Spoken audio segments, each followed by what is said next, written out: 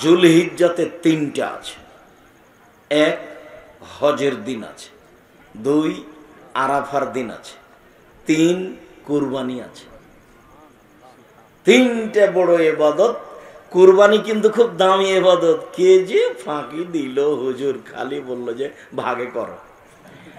আবার কে বলছে ভাগে চলবে না, এমন ঝাঁকি মারছে। হুজুরও যে বলছে যে কে বলছে ভাগে চলবে না, ফাটিয়ে দিচ্ছে একবারে হুজুর। আল্লাহর হস্তে আমি কোনোদিন ফাটাইনি ভাই এভাবে।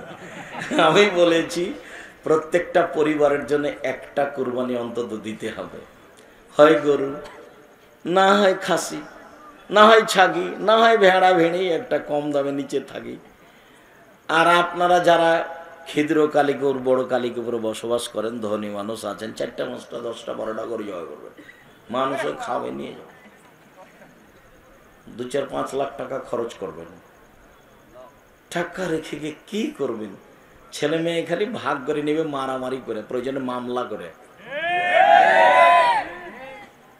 তো গাইবান্ধা রংপুরে বাড়ি, তো বোনের আগে ভাগ দেয়নি, তখন মামলা করে দিয়েছে। তো কাঠগড়াতে বোন একদিকে আছে, ভাই একদিকে আছে। কি ব্যাপার, আমরা তো বাপের জমি ভাগ পাইনি, তখন মামলা করেছে। তো এটা হলো সম্পদের ফলাফল। কুরবানি করে টাকা কমিয়ে দেন, 4টা 5টা 10টা 12টা কুরবানি দেন। ভাগের পথেই যায় না। কার হালাল কার হারাম, কেন ওগুলো করতে যাবে? যতই জোরে বলুক হুজুর, হুজুরের কণ্ঠের চোটে ভেসে যাবেন না। কুরবানি খুব দামি ইবাদত। কুরবানি আল্লাহর কাছে খুব সন্তুষ্টপূর্ণ ইবাদত। আমরা গোশত খেতে পাই, এটা আল্লাহর একটা দয়া। আমরা গোশত খেতে পাই, এটা কি আল্লাহর দয়া। আগে কুরবানির পশু কি হতো? জ্বলে যেত। তো আল্লাহ দয়া করে ওটা আটকে দিয়ে আমাদের খাওয়ার জন্য দিয়ে দিয়েছে। এটা মূল ব্যাপার নয়। আমরা আল্লাহকে সন্তুষ্ট করার জন্য কুরবানি দিলাম, এইটা হলো মূল ব্যাপার। আচ্ছা, ফিরে যাই। আরাফার সিয়ামের কারণে কথাটা এসেছিল। আরাফার সিয়াম একদিন খুব দামি। এরপরে যায় প্রত্যেক মাসে 3 দিন। প্রত্যেক মাসে 3 দিন সিয়াম থাকলে সারা বছরের সিয়াম হবে বলে রাসূল সাল্লাল্লাহু আলাইহি ওয়াসাল্লাম বলেছেন, একাধিক সহিহ হাদিস। সারা বছর সিয়াম পালনের 2টা পদ্ধতি। 1 রমজান এবং প্রত্যেক মাসে 3টে। রমজান এবং প্রত্যেক মাসে 3টে। তাহলে কি হবে? সারা বছরের সিয়াম পালনের নেকি হবে। আরেকটা পদ্ধতি, এটা সহজ। আগে যেটা বললাম সেটা একটু ভারী, এখন যেটা বলছি সেটা সহজ। কি? মান সামা রমাদানা সুমাতবাহু সিত্তান মিন শাওয়াল কানা কা সিয়ামিদ দাহরে। কেউ যদি রমজানের সিয়াম থাকে আর শাওয়ালের 6টা থাকে, তাহলে সে সারা বছরের সিয়াম থাকলো। এই 6টা শুরু করতেন জুমার দিন থেকে, রমজানের সাথে লাগিয়ে দিয়েছে। কে নাকি ফতোয়া দিয়েছে একটা একটা করে ছেড়া ছেড়া করতে হবে। ওরা নগদ মিথ্যা কথা। ধারাবাহিক করুক, নাই ছেড়ে ছেড়ে করুক। আবার কেউ বলছে যে যেসব মহিলার হাইজ হয়েছে, হাইজের কারণে রমজানের যেগুলো ছুটে গেছে সেগুলো আগে করতে হবে। আরে আল্লাহর নবী বলছেন হাইজের কারণে যেগুলো ছুটে গেছে সেগুলো আর জীবনে যেদিন পারবে সেদিন করবে। 6 মাস পরে করুক, না হলে 6 বছর পরে করুক, মরে গেলে আল্লাহ মাফ করে দিবেন। তো সেইটা আবার ওই হাইজের মধ্যে এসে সওয়াল ঢোকালেন কেন হুড়াহুড়ি করে?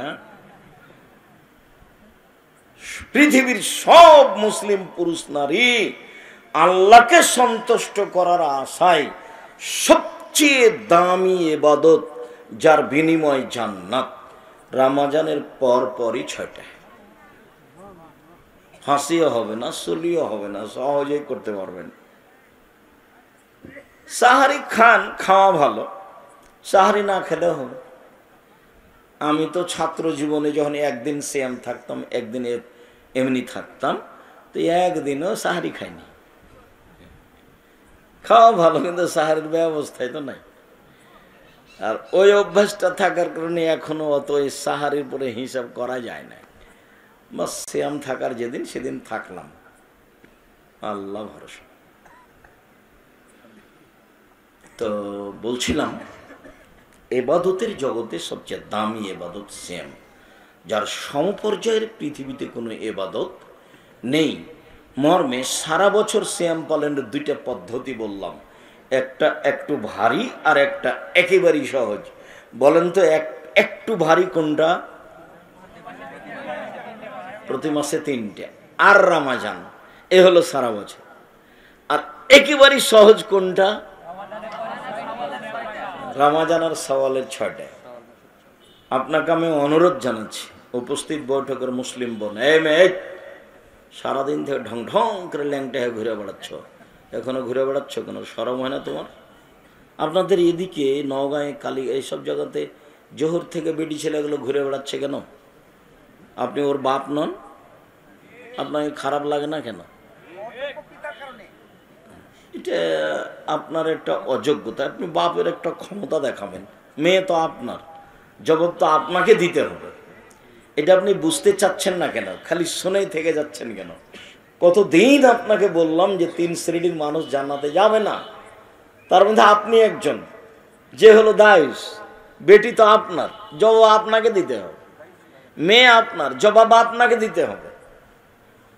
মেয়ে আমার, জবাব আমাকে দিতে হবে। 3 শ্রেণীর মানুষ জান্নাতে যাবে না, তার মধ্যে আপনার মেয়ে 1 নম্বরে, তার মধ্যে 2 নম্বরে আপনি, 3 নম্বরে যারা নিয়মিত বিড়ি, তামাক, জর্দা, সিগারেট, গুল খায় তারা। 1978 সালে, 1976 সাল থেকে 82 সাল পর্যন্ত নাচল মাদ্রাসার হেড শিক্ষকের আমি খাওয়ার নিয়ে গেছি প্রতিদিন দুপুরে। তাহলে 76 থেকে 82 কতদিন হয়? প্রায় 8 বছর। আমি কোনোদিন দুপুরে খাওয়ার নিয়ে যাও মিস করিনি। তো কোনো একদিন ট্রেন স্টেশন, নাচল ট্রেন স্টেশনের উপর দিয়ে যেতে হতো। তো ওরা যারা পরিচিত হয়ে গেছে একটা পান দিয়েছে, তো পানটা মুখে দিয়ে প্রতিষ্ঠানের ভিতরে ঢুকেছি। আমার মুখের উপরে পড়েছেন মৌলানা শীষ মোহাম্মদ, যার খাওয়ার নিয়ে যেতাম। দেখে বলছো, আমি তো মনে করছি তোর বাড়ি দেবে না করে পড়াশোনা করবি, তুই পান খাচ্ছিস, পান খাই বেড়াস। চাঁপাইনবাবগঞ্জের মানুষ তো, বলছে পান খাই বেড়াস। তোর এটা উনি খারাপ মনে করলেন। তা আমি 76 সাল থেকে 78 সাল থেকে নিয়ে এখন পর্যন্ত কোনো পান মুখে দিইনি। পান হালাল হারাম পরে, ওকে আমি ঘৃণা করি। 3 শ্রেণীর মানুষ জান্নাতে যাবে না, তার মধ্যে 1 শ্রেণীর যারা বিড়ি, তামাক, জর্দা, সিগারেট, গুল, নেশাদার দ্রব্য সাদা নিয়মিত খায়, পান করে তারা। তো 3 শ্রেণীর মানুষের মধ্যে আপনি পড়লেন 2 দিক দিয়ে, বিড়ি তামাকের দিক দিয়ে 1 আর বেটির দিক দিয়ে 2। মেয়ে তো আপনার, ঘুরে বেড়াচ্ছে। এই বোকাম, এই শরম করো না কেন? লজ্জা হয় না কেন? তোমার শরম হয় না কেন? ক্লাস 10-এ পড়ো তুমি, 2 বছর থেকে তোমার হায়েজ হয়, তোমার মা জানে, তুমি জানো। 4 বছর থেকে তোমার লজ্জা হয় না কেন? তুমি তো একটা বড় মেয়ে, বিবাহ দিলে তোমার একটা বাচ্চা হতো, 2টা বাচ্চা হতো, তুমি একটু শরম করো না কেন? তুমি নিজে পাপী, আর একজনকে পাপী করে খামাখা জাতিকে ধ্বংস করছো কেন? এই শরম হয় না তোমার? হায়া হয় না তোমার? লজ্জা হয় না তোমার? একটু ইতস্তবোধ করো না কেন? তোমার বাপের বাড়ি ঘর নেই, জায়গা নেই? তোমার বাপের বাড়ি আছে, ঘর আছে, টিউবওয়েল আছে, পেশাবখানা আছে, পায়খানা আছে, সব কিছু আছে। মানুষের মতো হয়ে থাকো, পশু প্রাণীর মতো হয়ে আছো কেন? গরু ছাগলের মতো হয়ে আছো কেন? বুঝেও বুঝে না ওরা, অন্তর আছে বুঝে না, দেখেও দেখে না ওরা, চক্ষু আছে দেখে না, শোনেও শোনে না ওরা, কান আছে শোনে না। ওলাইকা কালানাম, তারা পশু প্রাণীর মতো, তারা গরু ছাগলের মতো, তারা কুকুর শ্রীগালের মতো, বালুমাজাল বরং তার চেয়ে খারাপ। যারা বুঝলে বুঝবে কিন্তু বুঝতে চায় না, যারা শুনলে ভালোভাবে শুনতে পারবে কিন্তু শুনতে চায় না, এই মানুষগুলিকে আল্লাহ বলছেন গরু ছাগল কুকুর শ্রীগালের মতো। তবে আল্লাহ কুকুর শ্রীগাল বলেননি, বলেছেন যে কুকুর শ্রীগালের মতো। কেন? কুকুর শ্রীগাল হারাম খায়, কোনোদিনই ছাড়তে পারবে না, আর মানুষ ইচ্ছা করলে ছাড়তে পারবে। এই জন্য আল্লাহ বলেননি যে ও কুকুর শ্রীগাল, ওকে বলেছেন যে ও কুকুর শ্রীগালের মতো। আবার বলছেন যে বালুমাজাল বরং তার চেয়ে খারাপ। মানে এটা তার দুর্বল সাইড উল্লেখ করা হলো। কেন তুমি বুঝবে না? উপস্থিত বৈঠকের মুসলিম বোন, মেয়ে তো আপনার, আপনি তার মা, আপনি শক্ত হবেন। আপনার চোখের সামনে সে এভাবে হাঁটে কি করে? আপনি তার মা, আপনি তাকে দুধ খাইয়েছেন, আপনি তাকে প্রসব করেছেন, আপনি তাকে লালন পালন করেছেন, আপনার চোখের সামনে এভাবে ঢং করে বেড়ায় কি করে? আপনি মা হিসাবে জিম্মেদারি পালন করবেন না? মা তো ওই বহুদিন বলেছি, মা হলে 4টে জিনিস লাগে। ওটুকু বলে আমার এই অংশ ছেড়ে তাড়াতাড়ি চলে যাব, কথা শেষ করব তাড়াতাড়ি। মা হলে 4টে জিনিস লাগে, যা একাধিক দিন বলেছি, স্মরণে আছে, বললে আরো বেশি স্মরণ হয়ে যাবে। উপস্থিত বৈঠকের মুসলিম বোন, চুপ থাকো। মুসলিম বোন আপনারা একটু চুপ থাকেন। জাবের বলছেন যে আমরা রাসূলের সাথে যুদ্ধ করে আসছি, এখন মদিনায় ঢুকবো। তা আল্লাহ রাসূল বলছেন, এই সবাই এখানে থামো, আমরা সকালে মদিনায় ঢুকবো। তো জাবের বলছেন, আল্লাহ নবী আমি তো নতুন বিবাহ করেছি, আমাকে বাড়ি যেতে দেন, আমি নতুন বিবাহ করেছি, আমাকে বাড়ি যেতে দেন।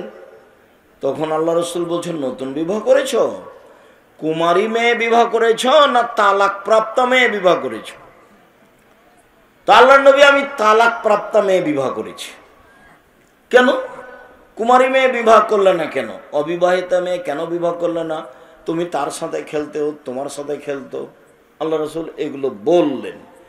তখন জাবের বলছেন, আল্লাহ নবী শোনেন, আমার আব্বা উহুদের যুদ্ধে শহীদ হয়েছেন 9 জন মেয়ে রেখে,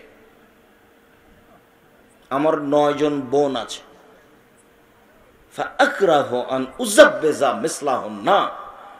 আমার বোনদের সমবয়সের কম বয়সের মেয়েকে বিবাহ করা আমি পছন্দ করিনি, 4টা কারণে। আল্লাহ নবী শোনেন, আমি কেন তালাক প্রাপ্ত মেয়ে বিবাহ করলাম সেটা আমি একটু বলি। হ্যাঁ বলো। আমার আব্বা উহুদের যুদ্ধে শহীদ হয়েছেন কয়টা মেয়ে রেখে? 9টে। আমার 9 জন বোন আছে, আমার বোনদের সমবয়সের কম বয়সের মেয়েকে আমি বিবাহ করা পছন্দ করিনি, 4টা কারণে। 1, লেতুয়াল্লিমাহুন্না, আমার স্ত্রী যেন আমার বোনদেরকে বিদ্যা শিখাতে পারে। মানে 4 বছর বয়সের বাচ্চাকে বিদ্যা মা শিখাবে, 5 বছরের বাচ্চাকে মা বিদ্যা শিখাবে। মানে সারা বাংলাদেশ জুড়ে 100% ছেলে মেয়েকে, মুসলিম ছেলে মেয়েকে কোরআন শিখাতেই হবে, আকীদা শিখাতেই হবে, সারা দেশ জুড়ে মক্তব চালু করতেই হবে যে কোনো মূল্যে, এর বিকল্প কোনো পথ নেই। কথা শেষ হয়নি, মধ্যখানে একটু কথা। আমি বাসা থেকে বের হয়ে মসজিদে যাই, ডাঙ্গিপাড়ায়, রাজশাহীতে। তো গাড়ির গায়ে লেখা আছে আদ-দাওয়া ইলাল্লাহ, কোনোদিন দেখিনি, হঠাৎ